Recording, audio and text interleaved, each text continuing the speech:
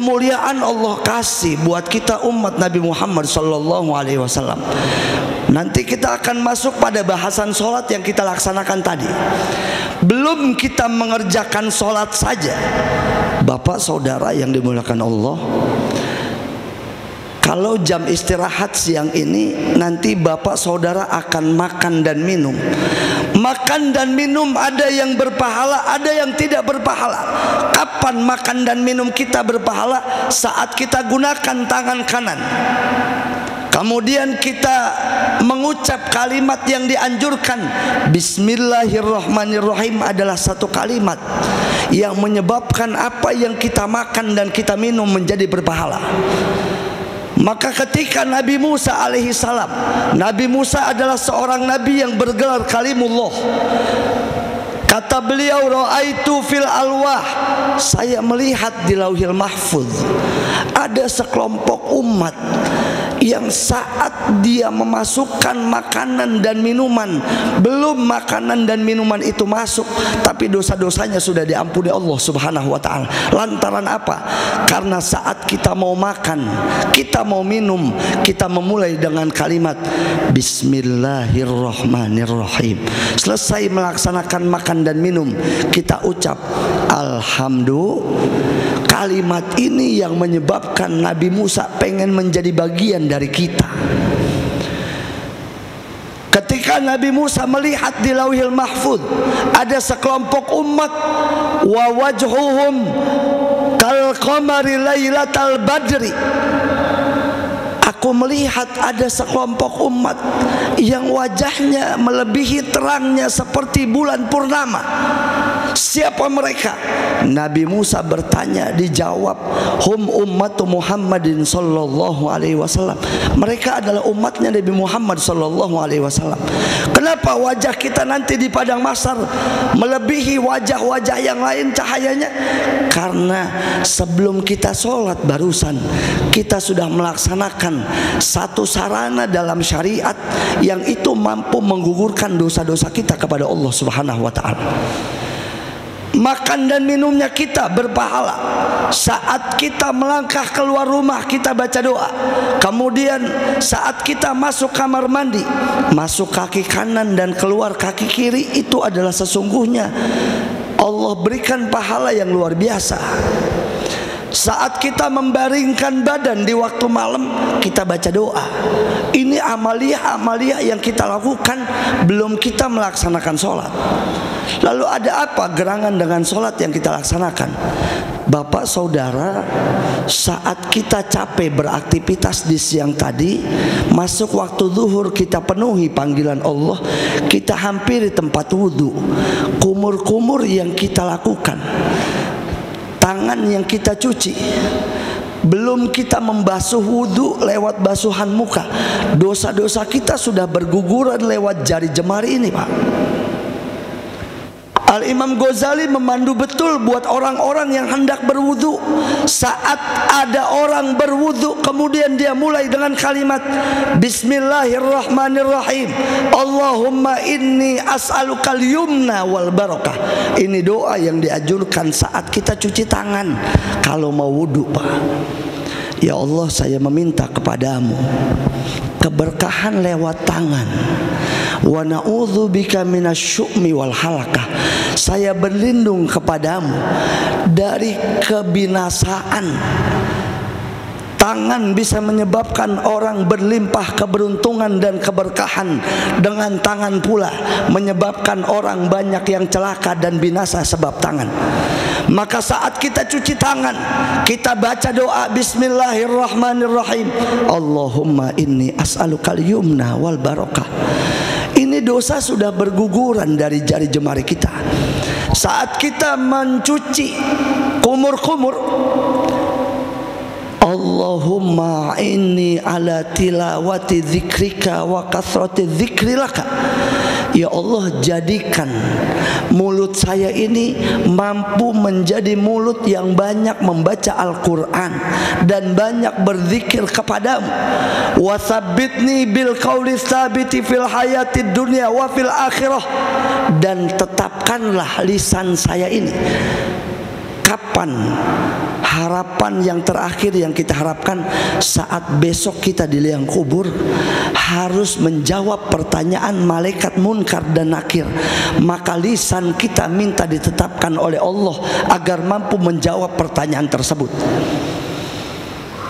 Kita sering diperdengarkan saat ada orang meninggal dunia, kemudian dia dimasukkan ke liang lahat, yang mengantar pergi, yang mengiring keberangkatannya ke liang kubur pergi, keluarga pergi, anak yang kita sayang pulang ke rumahnya, harta benda yang kita cari pulang. Akan ada seseorang yang membantu membaca talqin buat kita. Redaksi talqin yang sering kita diperdengarkan, idza ja'akal malakanil muwakkalani bik wa huma munkarun wa nakirun fala yurzi'ak wa la yurhibak fa innahuma khalqun min khalqillahi ta'ala. Fulan, seandainya nanti ada dua hamba Allah yang datang, fala yufzi'ak, tidak perlu kamu takut, tidak perlu kamu kaget, fa innahuma khalqun min khalqillah, karena keduanya adalah makhluk dari makhluk-makhluknya Allah. Wa idza sa'alaka, kalimat-kalimat ini akan dipertanyakan buat kita saat kita masuk ke liang kubur. Maka ketika kita berwudu, kumur-kumur, ini menjadi modal utama kita untuk menjawab pertanyaan mungkar dan nakir. Saat bapak membiasakan mencuci lubang hidung sebelum berwudu, ini ada harapan terbesar yang kita harapkan saat kita mencuci lubang hidung. Ada doa yang diajarkan. Apa doanya? Allahumma arihni raihatal jannah. Ya Allah, izinkan hidung saya untuk mampu mencium wangian surga, karena wanginya surga bisa tercium dengan jarak 500 tahun lamanya.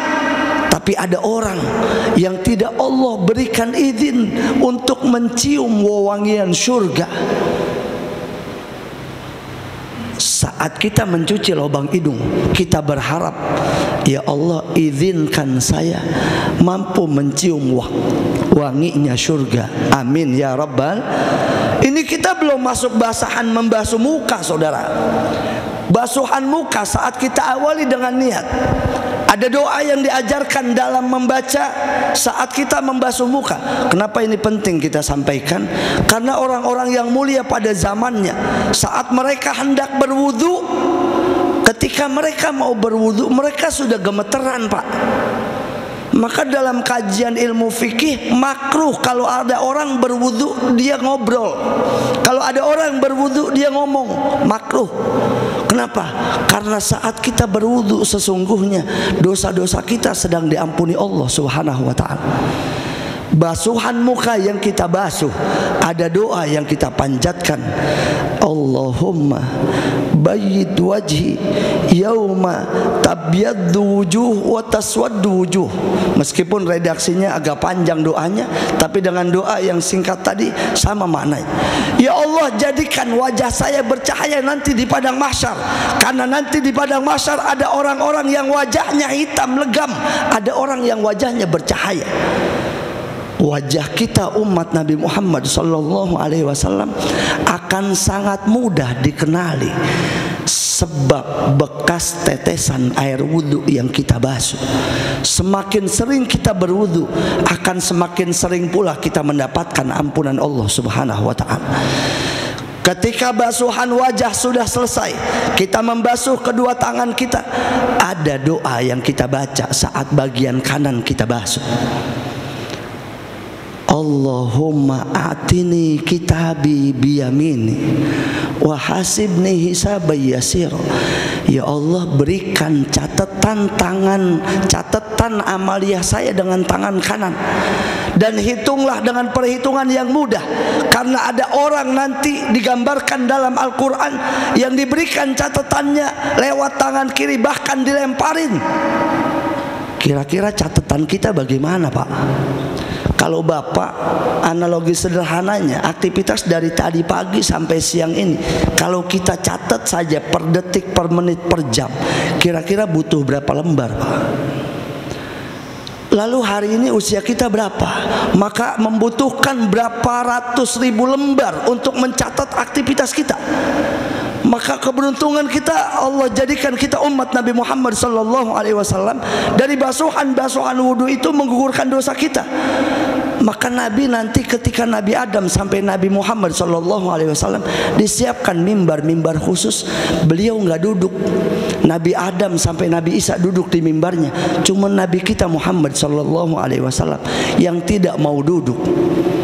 Apa kata beliau? Wa ana qaimun baina yadayhi rabbi. Saya berdiri di hadapan Tuhanku. Saya berdiri di hadapan Tuhan saya. Saya nggak mau kalau saya duduk saya disuruh masuk surga duluan. Nanti umat saya bagaimana? Kemudian ditawarkan oleh Allah satu tawaran. Madza turidu bi ummatik? Wahai Rasul, apa yang kau inginkan terhadap umatmu? Apa yang kau inginkan buat orang-orang Bekasi? Apa yang kau inginkan buat mereka orang-orang yang hidup di akhir zaman? Apa jawaban beliau? Ajil hisabahum. Ya Allah, percepat hitungannya, jangan dipersulit. Kalau dipersulit kita bingung, Pak. Kita sadar betul dosa kita banyak. Banyak gak dosa kita? Banyak, Pak. Dosa mulut salah ngomong, dosa mata salah lihat, dosa kuping salah mendengar, dosa hidung salah mencium, dosa tangan salah megang, dosa kaki salah melangkah. Seluruh anggota tubuh kita tiap hari berpotensi melakukan dosa. Maka keuntungan ada wudhu. Tiap basuhan wudhu menggugurkan dosa.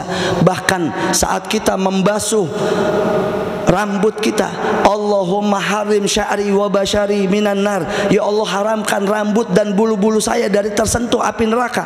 Karena sang Nabi tidak rela ada umatnya jangankan masuk, kalau bisa bulunya jangan sampai ada yang kebakar. Telinga kita basuh. Allahumma ij'alni mimma yastami'unal qawla fayattabi'una ahsana. Allahumma asmi'ni munadiyal jannati fil jannah. Ya Allah, jadikan telinga saya telinga yang mampu mendengar nasihat dan kebaikan, dan jadikanlah telinga saya ini mampu mendengar panggilan dari surga. Puncak terakhir dalam basuhan wudhu adalah basuhan kaki. Kaki kita yang hari ini kita buat melangkah, mampukah membawa kita masuk ke surga atau tidak? Kalau ada orang-orang yang dengan kakinya mampu meraih prestasi lewat balap larinya, lewat mencetak golnya, lewat olahraga yang lain, akankah kaki kita mampu membawa kita ke surga? Maka saat membasuh wudhu ada doa yang kita baca. Allahumma tsabbit qadami 'alas sirat. Ya Allah, tetapkan kaki saya saat berjembat di Siratal Mustaqim. Karena ada orang-orang yang baru melangkah, mereka sudah sampai. Ada orang yang tertatih-tatih, jatuh, dia kepleset, diri lagi, jatuh lagi, diri lagi. Karena perjalanan menuju surga adalah perjalanan yang kita harapkan ke semuanya kita diselamatkan sampai masuk ke dalam surganya Allah Subhanahu wa ta'ala. Terakhir, sholat yang kita laksanakan adalah satu ibadah yang membuat malaikat kagum. Kenapa? Karena hari siang ini kita adalah orang-orang yang mampu menundukkan hawa nafsu kita.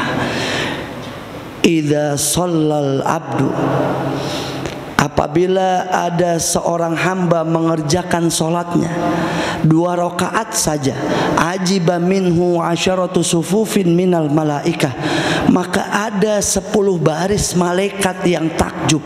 Satu barisnya ada 10.000. 10.000 kali 10 ada 100.000 malaikat yang takjub dengan sholat zuhur yang kita laksanakan. Wabahallahu mi'atu alfi malakin, dan Allah membanggakan kepada 100.000 malaikat yang lain. Ini keuntungan-keuntungan yang diberikan buat kita umat Nabi Muhammad SAW. Maka mau masuki bulan Rabiul Awal, karunia karunia besar Allah berikan kita seorang nabi yang menjadi kekasihnya Allah. Sholawat yang kita baca, 1 Allah balas 10, 10 Allah balas 100, 100 Allah balas 1000, 1000 siapa orang yang membaca sholawat 1000, Nabi yang menjamin tidak akan tersentuh api neraka. Apa yang saya sampaikan ini semua ada dalilnya. Yang tidak ada dalilnya saja kalau kita laksanakan secara yakin, insya Allah akan manjur. Contoh, Bapak kalau lagi kebelet buang air, zaman dulu ada wiridan yang suka kita baca. Megang ini Pak, apa ini Pak? Apa wiridan ini? Pantat pala, pantat pala. Itu ada dalilnya enggak? Enggak ada dalilnya Pak. Dalam Al-Quran ada enggak? Enggak ada. Tapi manjur. Hadis tentang fadilah solawat begitu banyak.